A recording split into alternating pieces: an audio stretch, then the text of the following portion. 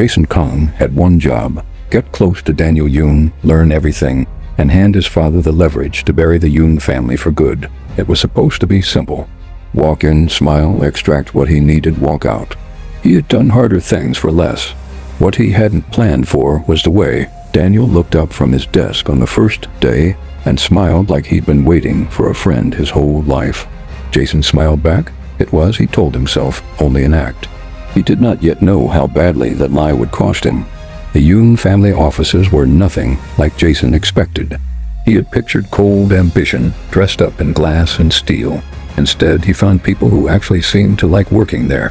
Daniel introduced him around like he was a friend, not a stranger being tolerated. "You'll be shadowing me for the quarter," Daniel said, "so you might as well know where the good coffee is." Jason followed him down the hall, cataloging exits, security badges, server room locations. He told himself the smile on his face was part of the job. He almost believed it. By the end of the first week, Jason had a folder of notes he wasn't supposed to have. Server access patterns. Which executives left early on Fridays? Which door didn't lock properly? It should have felt like winning. Instead, it felt like theft, not of information, but of something Daniel had given him freely. Trust. He told himself that meant nothing. Trust was a tool like anything else. Late that night, a message from his father lit up his phone. "Anything useful yet?" Jason stared at it for a long time before typing back one word. "Working on it." Daniel noticed things Jason didn't expect him to notice. The way Jason went quiet after certain meetings. The way his eyes moved to the exits before he ever looked at the people in the room.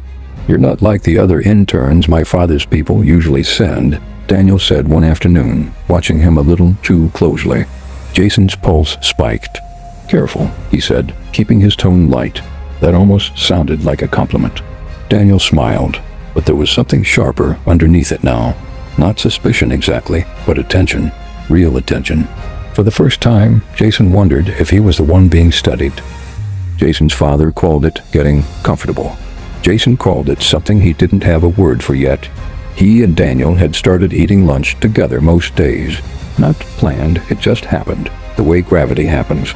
Daniel talked about his mother, about the pressure of being the Yoon heir, about wanting, someday, to build something instead of just inheriting it. Jason listened more than he spoke, filing details away out of habit, then hating himself for the habit. "You're quiet today," Daniel said. "Everything okay?" "No," Jason wanted to say. "Nothing has been okay since I met you." "I'm fine," he said instead. 3 weeks in, Jason stopped writing certain things down. A joke Daniel made that shouldn't have mattered stayed with him for days. The exact sound of Daniel's laugh, low and easy, started showing up in the quiet moments Jason used to spend thinking about the mission. He caught himself defending Daniel in his own head, arguing with his father's voice before his father had even said anything. This is what infiltration looks like, he told himself. Getting inside someone's life. He did not believe himself anymore. Not really, but he kept saying it, because the alternative was a door he wasn't ready to open. Daniel invited him to a company dinner that weekend. Nothing formal, just a handful of colleagues at a barbecue restaurant near the river. Jason almost said no. He said yes instead, and told himself it was for the mission. Across the table, Daniel refilled his glass without being asked, remembered he didn't eat shellfish, laughed at a joke Jason hadn't meant to be funny. Jason watched him do all of it so easily, like kindness cost him nothing, and felt something in his chest twist that he didn't have a name for yet. Walking back from the restaurant, the city lights blurred gold and white along the river. Daniel slowed his pace to match Jason's. "Can I ask you something?" Daniel said. "And you don't have to answer." Jason braced himself. "Why does it feel like you're always about to leave, even when you're standing right next to me?" Jason opened his mouth to deflect, the way he always did, and found for the first time that he couldn't. "I don't know," he said quietly. That was the first true thing he had told Daniel since the day they met. His father summoned him that Sunday, the family estate cold and formal, even in daylight. "Well?"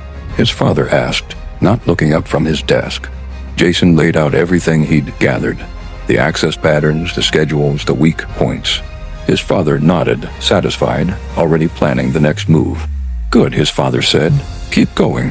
Jason walked out into the garden alone afterward and stood very still for a long time, trying to remember why any of this had ever felt like it mattered. Back at the Yoon offices Monday morning, Daniel was waiting by the elevator with 2 coffees, one already prepared exactly the way Jason liked it. "You looked tired Friday," Daniel said, like that explained everything. Jason took the coffee and said thank you, and meant it more than he had meant anything in weeks. He thought about the folders sitting in his apartment, the notes, his father's voice. He thought about how easy it would be to stop this, and how impossible it had somehow become. A crisis hit the Yoon company that week, a supplier problem threatening a major contract, and Daniel worked late into the night trying to fix it. Jason stayed too, not because his father asked him to, but because leaving felt wrong. He found Daniel alone in a conference room at midnight, tie loosened, exhaustion written across his face for the first time since Jason had known him. "You don't have to stay," Daniel said. "I know," Jason said, and sat down across from him anyway, and started reading through the contract like he actually worked there. They solved it together by 2 in the morning, some clever restructuring Jason suggested, almost without thinking, drawing on things he'd learned preparing to tear this company apart. Daniel looked at him with something like wonder. "You're better at this than half my actual team," Daniel said. Jason felt the compliment land somewhere it shouldn't have, somewhere that made the whole plan feel suddenly unbearably wrong. Walking Daniel to his car afterward, both of them running on no sleep and adrenaline, Daniel turned to him under a streetlight. "Thank you," he said, quieter than usual. "I mean it." Jason nodded, unable to speak, aware of how close they were standing, aware of everything he was lying about, aware that he wanted, more than he had ever wanted anything, for this one moment to be real. His father noticed the shift before Jason admitted it to himself. "You're spending a great deal of time with a Yoon heir," his father said one evening, not a question. "For the mission," Jason said too quickly. His father studied him in a way that made Jason's skin go cold. "Make sure that's all it is," his father said. "Some things cannot be walked back." Jason said nothing, because he no longer knew if that was true. Daniel started asking about Jason's family gently, the way someone asks about a wound they suspect is still open. Jason deflected as long as he could, then found himself telling half-truths that felt more honest than anything he'd said in years about the pressure, the expectations, the feeling of being a weapon his father kept sharpened and pointed at other people. Daniel listened without judgment. "That sounds lonely," Daniel said simply. It was the first time anyone had ever called it that instead of calling it discipline. They started spending weekends together, unofficially, calling it strategy sessions that rarely involved any actual strategy. A walk through Bukhun's old Hanok streets turned into 2 hours of talking about nothing important. A quiet afternoon at a rooftop cafe turned into Daniel teaching Jason how to play a card game his grandmother had taught him. Jason found himself memorizing these moments instead of memorizing security codes. And some nights he lay awake wondering when exactly the mission had become the least important thing happening between them. His father called again, impatient this time. "The board meets in 3 weeks, his father said. "I need everything finalized before then." 3 weeks. Jason looked at the calendar on his apartment wall and felt something close around his throat. 3 weeks to either destroy the only real thing he had or destroy his own family's plans against a father who had built his entire identity around winning. Daniel's older sister, visiting from abroad, watched Jason a little too closely at a family dinner Jason hadn't expected to be invited to. "You're the Kang boy, aren't you?" she said quietly, not unkindly, just observant. Jason's stomach dropped. Daniel, oblivious, laughed at something across the table. Warm and unguarded, and Jason understood in that moment exactly how much he had to lose, and exactly how little time he had left before losing it anyway. He tried to pull back, tried to create distance, telling himself it would make the ending easier when it came. Daniel noticed immediately. "Did I do something?" Daniel asked, hurt breaking through his usual composure. "No," Jason said, and hated how much he wanted to explain everything and couldn't. "I just need space to think." Daniel nodded slowly, wounded in a way he tried to hide, and Jason spent that night hating himself more thoroughly than his father ever could. 3 days of distance nearly broke something neither of them wanted to name yet. Daniel stopped bringing 2 coffees, stopped waiting by the elevator. Jason told himself this was better, safer, the beginning of the ending he needed. It did not feel better. It felt like amputating something without anesthesia. On the fourth day, Daniel found him alone on the office rooftop garden during the break. The city stretched out gray and quiet under a cloudy sky. "I don't know what I did," Daniel said, voice tight, "but I'd like to fix it." Jason turned to face him, and for the first time let the mask slip completely. "You didn't do anything," Jason said. "That's the problem." "I did." The confession came out in pieces, disjointed and terrified. Not the full truth yet, but enough. "I came here for a reason that has nothing to do with you," Jason said. "And somewhere along the way, that reason stopped mattering, and I don't know what to do with that." Daniel went very still, processing, the color draining slightly from his face, though not yet from suspicion, from fear of what came next. "What reason?" Daniel asked quietly. Jason opened his mouth to tell him everything and found the words wouldn't come. Not yet. Not with the board meeting looming and his father's plans still unfinished. "I can't tell you yet," Jason said, hating himself for every syllable. "But I will. I promise you I will." Daniel studied him for a long moment, something unreadable moving behind his eyes before he simply nodded and walked away without another word. The distance after that was worse than before, thick with things unsaid.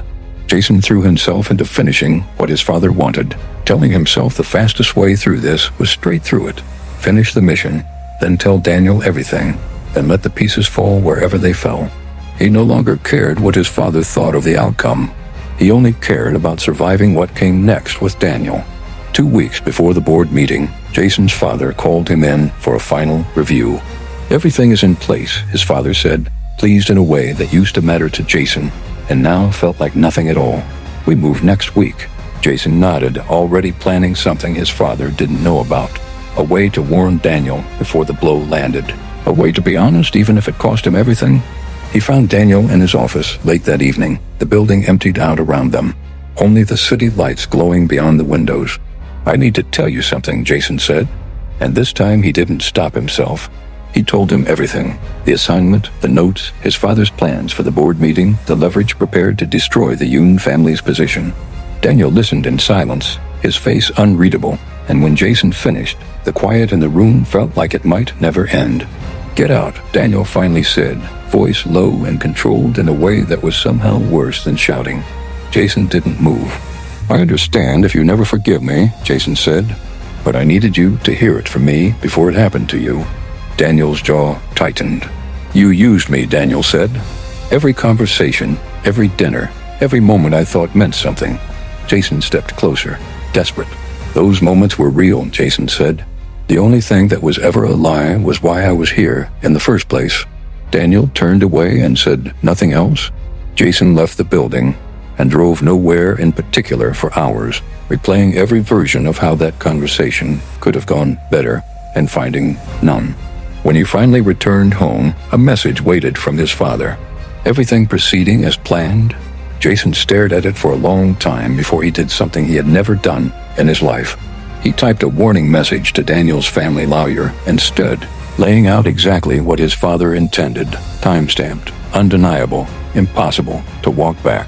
The board meeting arrived, tense and crowded, both families present in a room thick with old rivalry and new suspicion.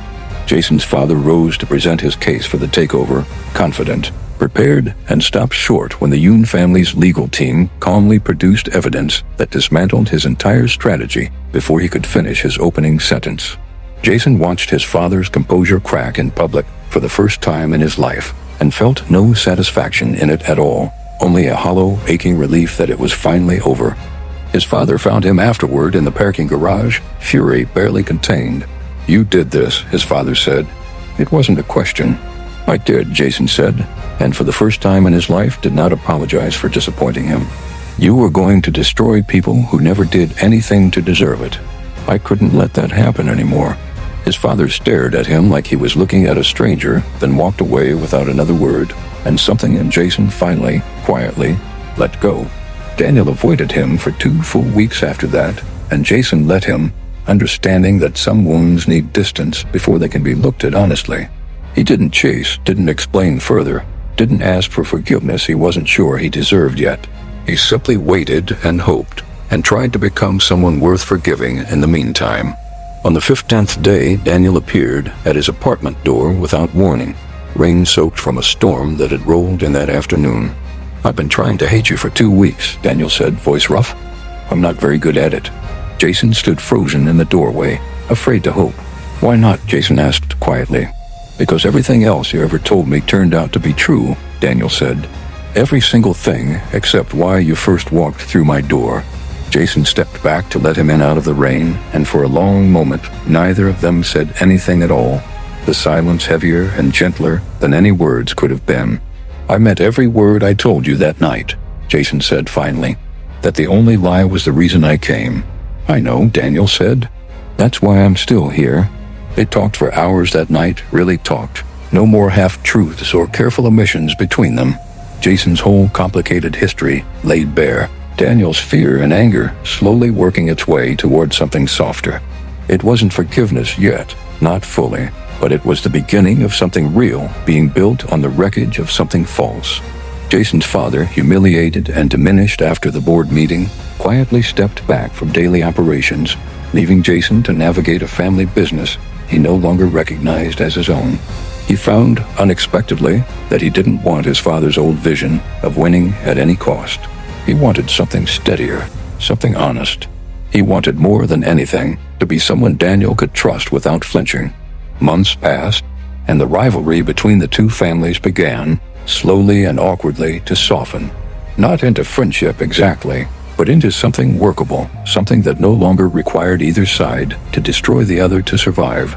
Jason and Daniel worked together more than either family had planned for, and neither of them minded.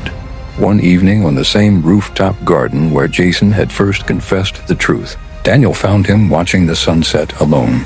"You're doing that thing again," Daniel said, sitting down beside him. "What thing?" Jason asked. "Disappearing into your own head, like you're bracing for something bad to happen." Jason almost laughed. "Old habit," he said. Daniel bumped his shoulder gently against Jason's. "Break it," Daniel said. "Nothing bad is happening here."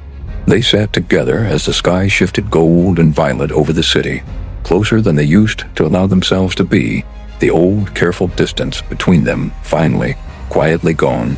Jason reached over without quite deciding to, and rested his hand over Daniel's. Daniel didn't pull away. Neither of them said anything for a long time, and for the first time since this had all begun, the silence between them held nothing but peace. "I used to think I knew exactly what I wanted," Jason said eventually. "Power, approval, winning." Daniel turned to look at him, and now Daniel asked. "Now I just want this," Jason said, and meant it completely, without calculation, without a hidden agenda, for the first time in his life. Daniel leaned his head against Jason's shoulder, and Jason let him, and the city lights came on one by one across Seoul below them, and for once neither of them was thinking about families or rivalries, or anything at all except the quiet, steady fact of being exactly where they wanted to be. He was sent to destroy him, and instead he found the one person who made him want to be someone worth trusting. Jason Kang, heir to an empire built on winning at any cost, learned too late and just in time that some things are worth losing everything for. And Daniel Yoon, who had every reason to walk away and didn't, learned that the truth, however painful, was still better than the comfortable lie that came before it. In the end, neither family's rivalry mattered nearly as much as the two young men who refused to let it define them.